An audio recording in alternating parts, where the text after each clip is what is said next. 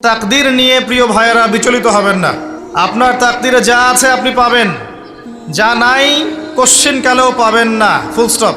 আপনার তাকদীরে যা আছে আপনি পাবেন, না পেয়ে আপনি দুনিয়া থেকে যাবেন না, ফুল স্টপ। আর আপনার তাকদীরে যা নাই সারা দুনিয়ার মানুষ মিলে আপনাকে দিতে পারবেন না। এই চিন্তাটা আগে মাথার মধ্যে সেট করেন।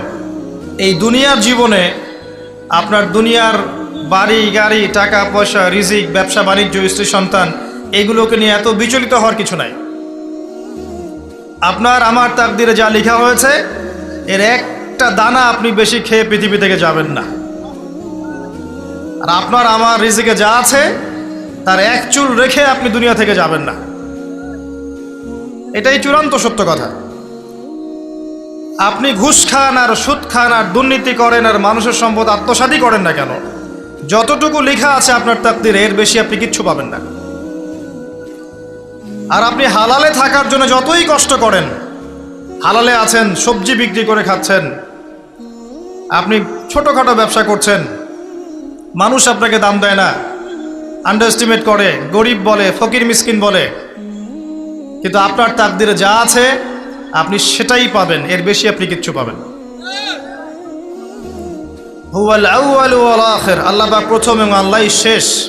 কুল্লু মান আলাইহা ফান ওয়া ইয়াবকা ওয়াজহু রাব্বিকা যুল জালালি ওয়াল ইকরাম। প্রত্যেকটা বিষয় ফানা হয়ে যাবে, কিচ্ছু থাকবে না। এখন আপনি পৃথিবীতে যা দেখছেন এগুলোর কিছুই থাকবে না।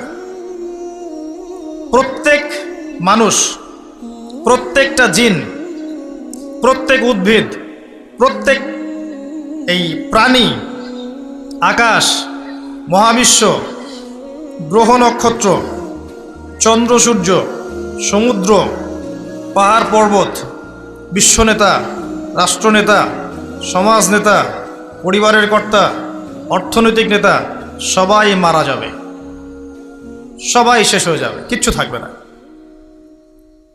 এই বিষয়টা আগে ভালো করে হজম করতে হবে যে আমরা এখানে থাকতে আসিনি, আমরা এই দুনিয়ায় থাকতে আসিনি, আমরা এখানে এসেছি চলে যেতে। যার মনের মধ্যে এই কনসেপ্ট থাকে সে কখনো আল্লাহ পাকের বিদ্রোহী হতে পারে না, সে কখনো আল্লাহ দ্রোহিতা করতে পারে না, কুফরি করতে পারে না, শিরক করতে পারে না, আল্লাহর অবাধ্য হতে পারে না। যার মনের মধ্যে এই চিন্তা বদ্ধমূল যে আমি এখানে থাকতে আসিনি, আমি এখানে মুসাফিরের মতো এসেছি, গাছের ছায়ায় বিশ্রাম নিচ্ছি, বিশ্রাম নিয়ে শেষ হবে চলে যাব। যারাই আল্লাহ দ্রোহিতায় লিপ্ত হচ্ছে, শিরিক করছে, বেদাত করছে, হারাম খাচ্ছে, ঘুষ খাচ্ছে, সুদ খাচ্ছে, জেনা করছে, আল্লাহ দ্রোহিতা করছে, আল্লাহর বিধানকে অস্বীকার করছে, তারা ইনডাইরেক্টলি ধরে নিয়েছে যে তারা মনে হয় পৃথিবীতে চিরকাল থাকবে। কারণ যদি কিয়ামতের মাঠের কথা তাদের স্মরণ থাকতো তারা কখনোই কাজগুলো করতে পারতো না, পারতো? এবার আসেন, আল্লাহ পাক কলম সৃষ্টি করে তাকদীর লিখেছেন, অতএব তাকদীর নিয়ে প্রিয় ভাইয়েরা বিচলিত হবেন না। আপনার তাকদীরে যা আছে আপনি পাবেন, যা নাই কোশ্চিনকালেও পাবেন না, ফুল স্টপ। আপনার তাকদীরে যা আছে আপনি পাবেন, না পেয়ে আপনি দুনিয়া থেকে যাবেন না, ফুল স্টপ। আর আপনার তাকদীরে যা নাই সারা দুনিয়ার মানুষ মিলে আপনাকে দিতে পারবেন না। এই চিন্তাটা আগে মাথার মধ্যে সেট করেন। এই চিন্তা যার মধ্যে ইনস্টল করা আছে সে আত্মহত্যা করে না কখনো, সে হতাশ হয় না কখনো, সে ভয় পায় না, আল্লাহর পথে চলতে গিয়ে পিছু পা হয় না, সে জালেমের সামনে মাথা নত করে না। যার মাথায় এই চিন্তা আছে যে আল্লাহ যা লিখেছেন এটা হবে, যা লিখেন নাই সারা দুনিয়ার মানুষ মিলে সেটা হবে না, সিম্পল। এর মধ্যে আল্লাহ পাক পরীক্ষায় ফেলবেন, ওই বিষয়টা ডিফারেন্ট।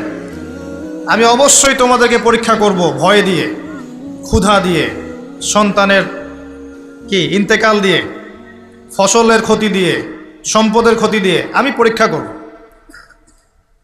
কিন্তু যারা সবর করবে এবং যারা এই কনসেপ্ট রাখবে ইন্না লিল্লাহি ওয়া ইন্না ইলাইহি রাজিউন, এদেরকে আল্লাহ পাক প্রশংসা করেছেন, ইনশাআল্লাহ এরা সফল হবে। আল্লাহ পাক তাকদির লিখে ফেলেছেন, তাকদির নিয়ে টেনশন করবেন না, রিজিক নিয়ে টেনশন করবেন না। এখনকার যুব সমাজের সবচেয়ে বড় টেনশন রিজিক। একটা জব, একটা ভালো জব, একটা ভালো ব্যবসা, সে সিকিউরড লাইফ চাচ্ছে। রিজিক নিয়ে চিন্তা করবেন না। আপনার কাছে যে রিজিক আছে এটা আপনার কাছে আসবেই ইনশাআল্লাহ। হয়তো সময় লাগছে কিন্তু আপনার কাছে আসবে ইনশাআল্লাহ তাআলা। আপনি হালালের উপর থাকবেন, ন্যায়ের উপর থাকবেন। আপনি অন্যায় পথে রিজিক সার্চ করবেন না। আপনার তাকদিরে যে রিজিক আছে আপনার কাছে আসবে ইনশাআল্লাহ।